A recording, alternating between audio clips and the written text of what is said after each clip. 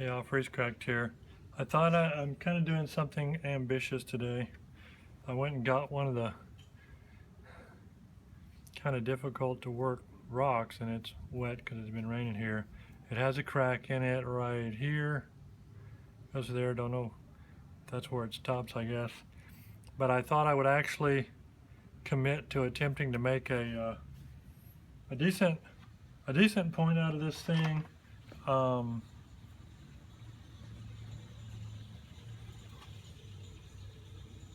I'm gonna go ahead and lose some length. I'm gonna knock this almost straight down, and trying to save a little bit of time. My goal is to make a relatively thin notched point of some kind, because I wanted to show notching. I haven't done that in a while on camera, and that's my goal. Somebody told me one time, well, I'm always working these big things, and I've working them down to a single point. A lot of waste. If I had knocked that steeper, I could have driven in above the edge with a hammerstone or something like that, and maybe gotten 2 pieces. I get 2 points, but I don't care about that right now. Big old long thing. One of the things you do with something this narrow and thick, it's probably 2.5, 3 inches thick almost. About 3 inches wide, really narrow, really clunky. What you do is you set up things where you can shoot from the ends and you try and do good. Okay, so I've been showing some lately working on my leg. There's different ways to work on the leg. You touch the front when you just want to make a flat, type flake, and your word is going to hinge down.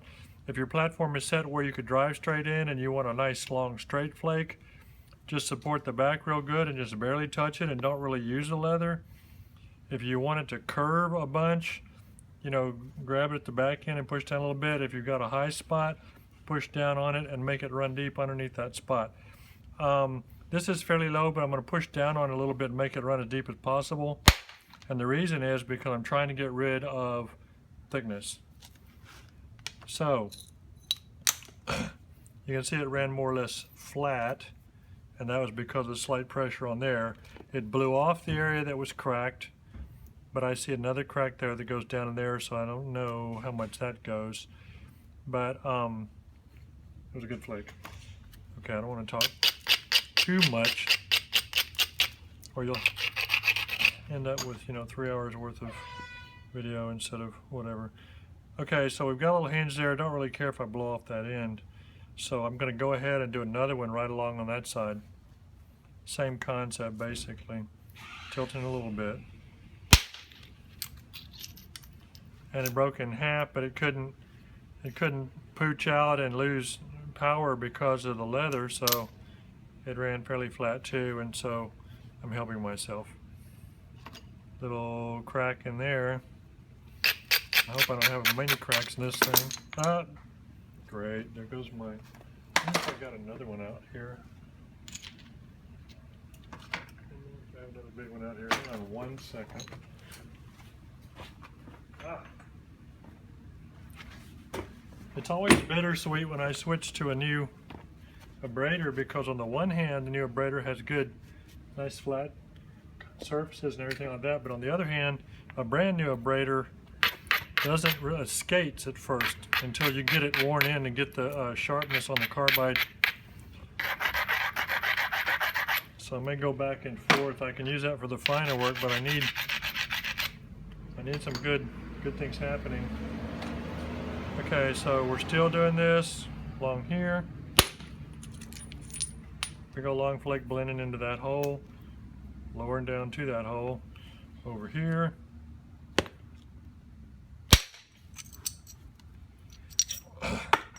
Blending down. Hope I don't have concrete showing up. Now every time I take flakes like that, I get these lips, and you can either bevel those off. You can take a little solid, so you're not wearing out your lead filled if you use lead filled, or you can take a hammerstone. Works really well, and the reason hammerstones work really well is if you use a slick hammerstone, it doesn't grab the edge.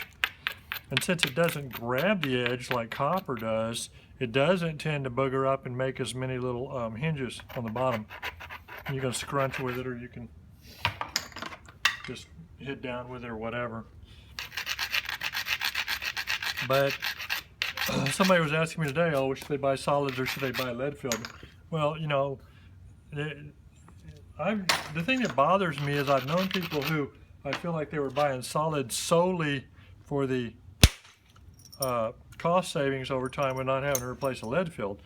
And that's all well and good, but if you're in the game to try and do the best you can do rather than try and save the most money possible, then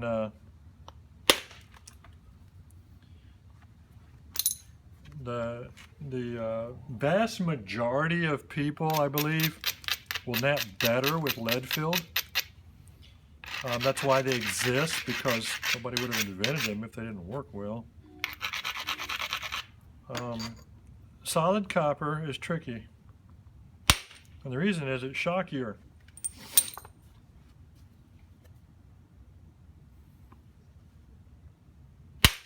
And even the people that are considered really good that use it are probably, I won't say certainly because I don't want them all madder at me than they might already be, but they probably are going to have more failed platforms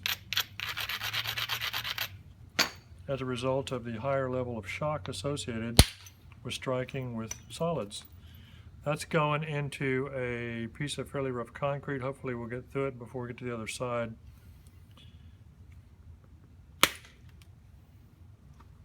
So anyway, okay, you got the concept there. This is all funky and messed up, so I need to do something here. That's damaged. It's like, okay, what can you do here? Well, the simplest thing to do is once again to lose a little bit of length. I'm coming in here. This is counterintuitive. You'd say, well, knock down on that. Well, this is already damaged, and I don't know how structurally strong it is. This side, well, I could hit straight down on there with a hammerstone or something like this. With the Cortex on it, it might not work very well trying to hit straight down on it with a copper. I'm going to go ahead and try and scuff the Cortex badly. This would be real easy to do the other way. So I'm going to show you to do it the other way. I'm not going to mess around with this. Come over here and hit downward on a part that's already broken and get you a bevel and hit along the bevel. See what I did?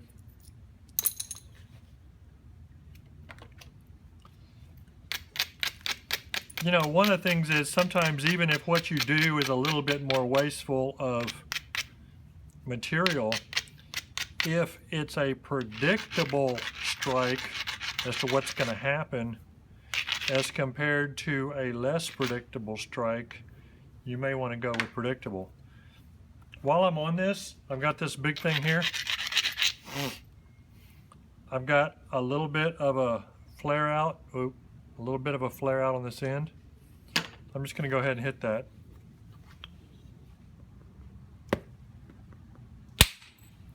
And say, well, I could wait. Yes, I could. Notice how that blended into here, and that whole thing is relatively flat now. That's what I'm working towards. Okay. Talking kind of fast today, but oh well.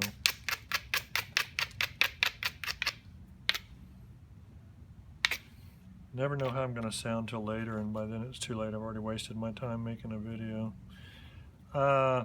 Okay, well, what I'm going to do is I'm going to knock another one right along here, come down there, and at the same time turn this, because I'm fixing to go back the other direction. I'm holding the back edge pretty good. I'm holding over here, but I'm not really putting much pressure on this because I don't want it to reverse up into my rock. I just want it to run more or less straight. And if I put pressure on there, next thing I'll know, I'll be holding two pieces instead of one. Okay. But a braiding with a half and a braider doesn't work very well either. I may have to just suck it up and start with a new one. These aren't turned up enough either. Plus I still got Cortex on them. If I hadn't already said I was going to make a thin point and notch it, then I could cheat a lot better at this point. But since I said that, I'm going to be more respectful of trying to get it right. What I mean by that is, see this right here? I can actually hit across here with that and do fairly good. But I will not be removing much thickness, and I have a big square edge over here. So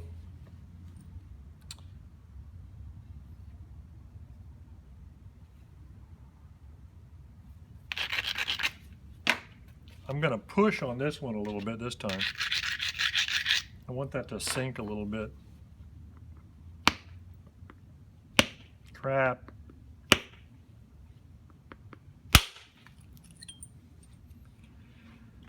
See how it ran kind of flat and it started to sink down right there? That was what I wanted. I would have taken a little bit more even, but good enough.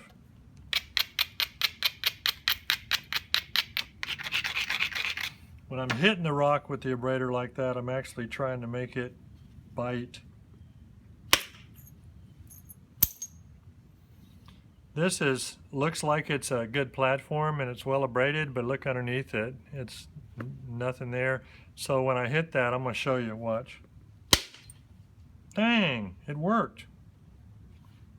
You see this flake? It shouldn't have occurred, but it's a great knife like it is. So you just half this up. I'll half this up. I'll abrade this, half it up, and get it to somebody for Christmas. Hey, Gray Kitty. Gray Kitty's walking by. I felt bad. Yesterday, Gray Kitty was going to go into my garage. Gray Kitty is not my kitty. I have no idea who Gray Kitty is. But yesterday, Gray Kitty was going to go in my garage, and I don't want Gray Kitty to get quite that used to everything and feel like she or he owns everything. So I kind of tossed one of my tools in Gray Kitty's direction, and it bounced and sort of touched Gray Kitty. And Gray Kitty looked so offended at me. Be aggressive. Looked offended at me. What is wrong with me today?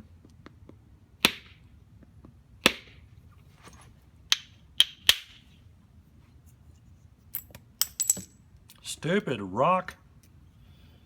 All right, things are fixing to get western here.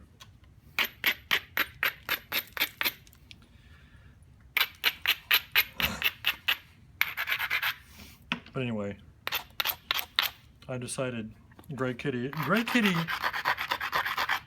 always walks around like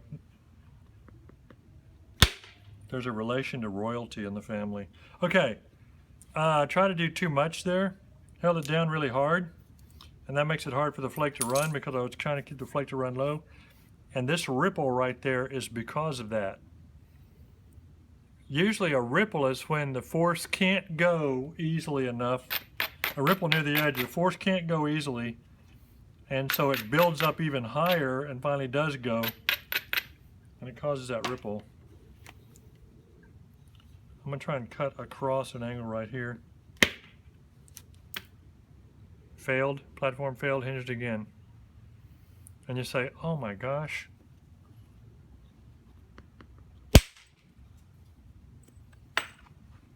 Don't really care.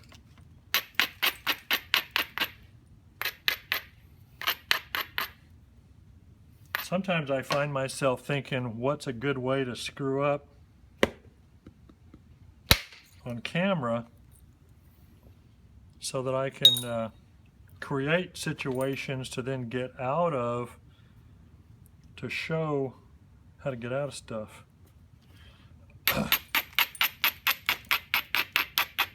There's a little bit of an ego issue with that though, because you know, on the one hand,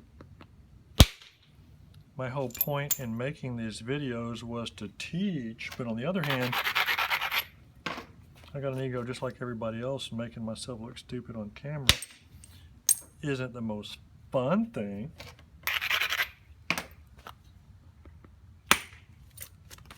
That I kind of used English on it. It's like I was trying to put English on the ball. Don't ask why. Getting back towards myself, trying to go into here. I'm just trying to get up because this is all problematic. I got to do something though, quick. Quick, I say. I got to do some stuff.